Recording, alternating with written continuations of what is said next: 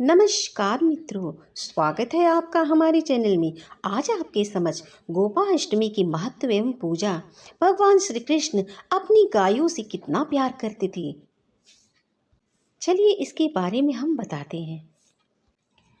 कार्तिक शुक्ल पक्ष अष्टमी तिथि को गोपाष्टमी के रूप में मनाया जाता है। इस दिन भगवान श्री कृष्ण गौचरण लीला आरंभ की थी। गौ अष्टमी पूजन विधि। इस दिन बछड़े सहित गाय का पूजन करने का विधान है। इस दिन प्रातः काल उठकर नित्य कर्म से निर्वृत्त होकर स्नान करते हैं।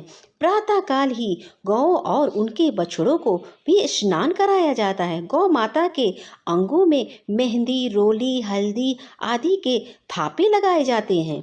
गायों को सजाया जाता है। प्रातः काल ही धूप, दीप, पुष्प, अक्षत, रोली, जलेबी, वस्त्र और जल से गौ माता की पूजा की जाती है।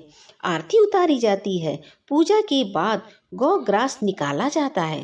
गौ माता की परिक्रमा भी की जाती है। परिक्रमा के बाद गौ को साथ कुछ देर चला भी जाता है। भगवान श्री कृष्ण की गौचरण लीला।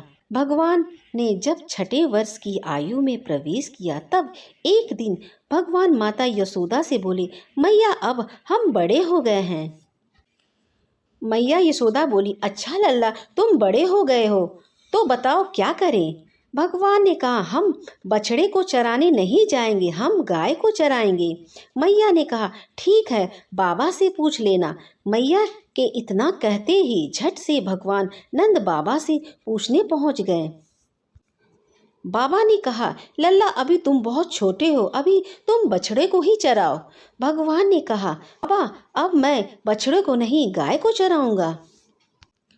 जब भगवान नहीं माने तब बाबा बोले, ठीक है, तुम पंडित जी को बुला लाओ, वह गौचरण का मुहूर्त देखकर बताएंगे। बाबा की बात सुनकर भगवान झट से पंडित जी के पास पहुंचे और बोले, पंडित जी आपको बाबा ने बुलाया है, गौचरण का मुहूर्त देखना है। आप आज ही मुहूर्त बता देना, मैं आपको बहुत सारा मक्खन दूंगा। पंडित जी नंद बाबा के पास पहुंचे और बार बार पंचांग देखकर गणना करने लगे। तब नंद ने पूछा, पंडित जी क्या बात है, आप बार बार क्या गिन रहे हैं। पंडित जी बोले, क्या बताऊं नंद जी, केवल आज का ही मुहूर्त निकल रहा है, इसके बाद तो 1 वर्ष तक कोई मुहूर्त नहीं है। पंडित जी की बात सुनकर नंद बाबा ने भगवान को गौ चरण की स्वीकृति दे दी। भगवान जो समय कोई कार्य करे वही शुभ मुहूर्त बन जाता है। उसी दिन भगवान ने गौचरण आरंभ किया था और वह शुभ तिथि कार्तिक मास के शुक्ल पक्ष अष्टमी को भगवान के गौचरण आरंभ करने के कारण यह तिथि गोपाष्टमी कहलाई। माता यशोदा ने अपने लल्ला के श्रृंगार किए और जैसे ही पैर में जूतियां पहनाने लगी तो लल्ला ने मना कर दिया और बोले, मैया यदि मेरी गाय जूतियां नहीं पहनती तो मैं कैसे पहन सकता हूँ। यदि पहना सकती हो तो उन सभी को भी जूतियां पहना दो। और भगवान जब तक वृंदावन में रहे भगवान ने कभी पैरों में जूतियां नहीं पहनी।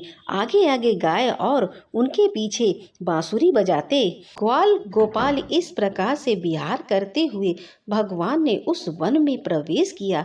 तब से भगवान की गौ चरण लीला आरंभ हुआ। जब भगवान गौ चराते हुए वृंदावन जाते तब उनके चरणों से वृंदावन की भूमि अत्यंत पावन हो जाती। वह उन गांवों के लिए हरी भरी घास युक्त एवं रंग बिरंगे पुष्पों की खान बन गई।